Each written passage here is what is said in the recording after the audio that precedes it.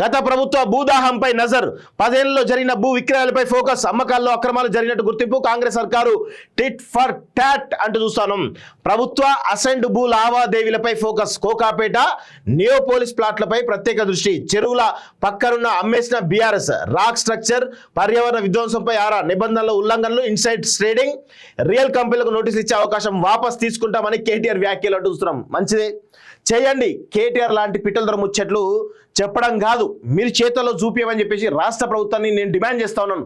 గత 10 ఏళ్ల కాలంలో వీళ్ళు చేసినటువంటి భూ అక్రమాలు అంతా ఇంత కావు, వీళ్ళు చేసినటువంటి ప్రకృతి విధ్వంసం అంతా ఇంత కాదు, వీళ్ళు నిర్మూలించినటువంటి జీవ వైవిధ్యం అంతా ఇంత కాదు.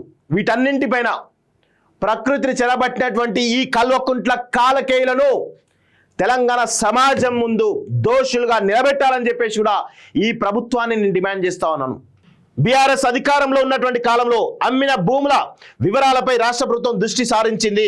9.5 ఏళ్ల కాలంలో ఎక్కడెక్కడ ఎంత విస్తీర్ణంలో భూములు విక్రయించింది, వాటి ద్వారా వచ్చిన ఆదాయం ఎంత, కొన్న రియల్ కంపెనీలు ఏవి, నిబంధనల ఉల్లంఘన ఏ మేరకు జరిగింది, అమ్మే ముందు సంబంధిత శాఖలకు సంబంధించినటువంటి విషయంలో కూడా విభాగాల నుంచి అనుమతులు తీసుకున్నారా, ఇలాంటి అంశాలన్నింటిపై ప్రభుత్వం ఆరా తీస్తున్నది. విక్రయించిన భూముల్లో పర్యావరణ విధ్వంసం ఏ మేరకు జరిగింది, నీటి తావుల పక్కన భూముల విషయంలో అనుమతులు తీసుకున్నదా, సహజ సిద్ధమైనటువంటి ప్రకృతి సంపద ధ్వంసమైందా, ఇలాంటి అంశాలపైన దృష్టి పెట్టింది. టీజీఐఏసీ హెచ్ఎండిఎల్ నుంచి గణాంకాలు సేకరించింది. కేటీఆర్ కామెంట్లపై సర్కార్ సీరియస్.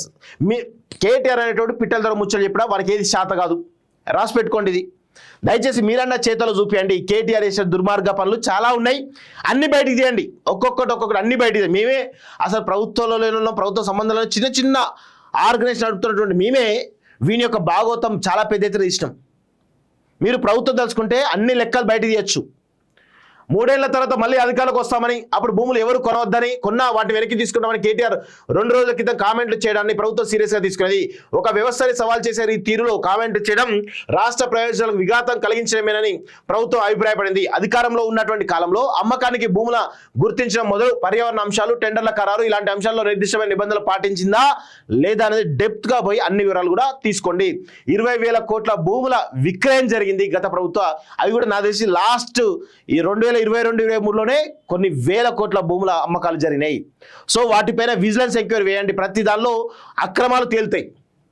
ఇన్సైడ్ ట్రేడింగ్ పై అనుమానాలు, 2 కంపెనీలు కలిసి కొనడంపై డౌట్స్, 2 కంపెనీలు జాయింట్ గా కొనడం వెనుక ఇన్సైడ్ ట్రేడింగ్ జరిగిందని అనుమానాలు వ్యక్తమవుతున్నాయి. గతంలో ఎన్నడూ లేని విధంగా జాయింట్ వెంచర్ తరహాలో కంపెనీలు సంయుక్తంగా కొనడం కొత్త సందేహాలకు ఆస్కరించినట్లయింది.